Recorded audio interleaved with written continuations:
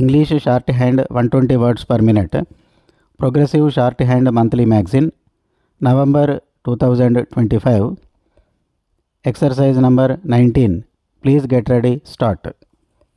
India lives very largely in villages, although during recent times the urban population has been increasing very rapidly. About 80% of our people still live in the villages. Anything done to bring about an all round improvement of the villages and those who inhabit them should not only be welcomed but given all possible encouragement by the state and the people at large. Mahatma Gandhi therefore attached the greatest importance to the welfare of villages. It is a happy idea to inaugurate the community development program on his birthday.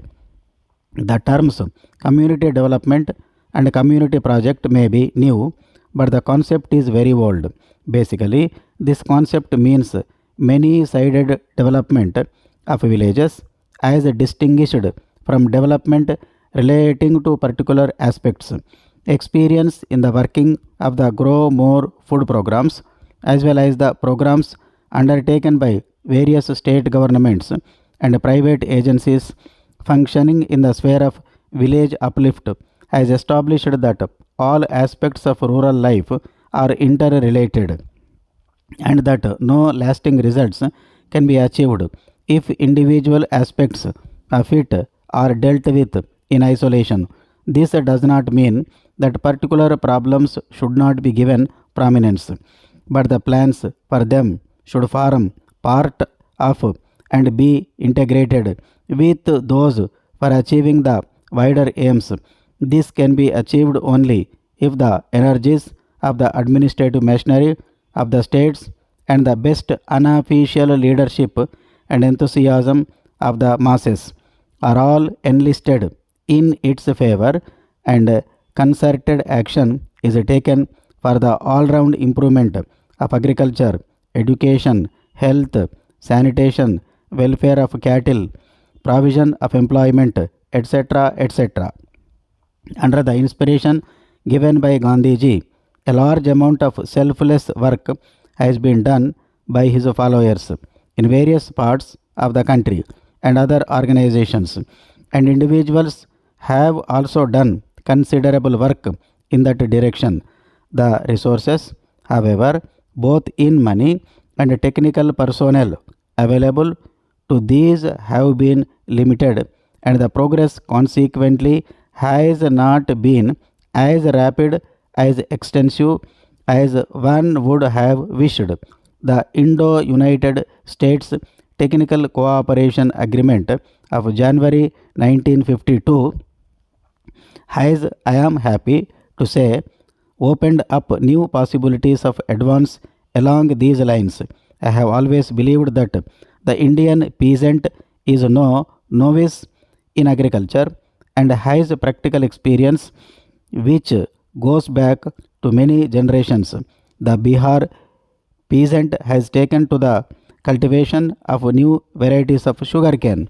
The most serious problem facing the country today is the one relating to insufficient production of food in the country. Even before the last Great War, India had been importing about 2 million tons of rice every year from Burma. The deficit has increased, a result of partition, in consequence of which the surplus areas of West Punjab and Sindh have gone over to Pakistan. The increase in annual demand for food grains on account of increase in population has also been appreciable. To augment internal supplies, it has been necessary for government to import large quantities of food grains. The imports in the year 1991 reaching the figure of 47 lakh tons. Our planning commission, the government and all thoughtful people have been anxiously considering ways and means of increasing the food production for the purpose of closing this gap between production and requirement. The big river valley projects, some of which are already taken in hand and others which are under contemplation, will take time to be completed. and are not expected to yield immediate results. For meeting the present deficit, we shall have to rely very largely on the minor irrigation projects such as wells, tanks, and tube wells.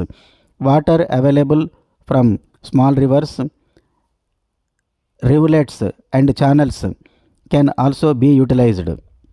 I am convinced there is a great deal of scope for these small projects, and I have no doubt that if these are satisfactorily handled, we shall be able to close the existing gap in our food supply. I am therefore happy to notice that in a community project area covering approximately 300 villages and 1,50,000 acres of cultivable land, nearly a third of the expenditure will be on minor irrigation works. If these are carried out through cooperative societies and the people living in these areas contribute in labor, which absorbs nearly 80 to 90% of the expenditure on these small irrigation projects, the amount made available for this purpose will be very much more than would otherwise be the case.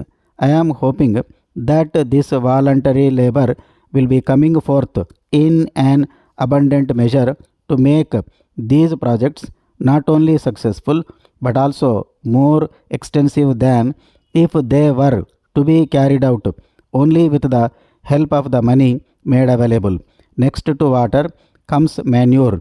This may be either chemical or organic, or rather a combination of both. For chemical manure, provision has been made for 1,08,000 tons of fertilizer in the agreement with the TCA. This will be supplemented by supplies from the output of the Sindri factory.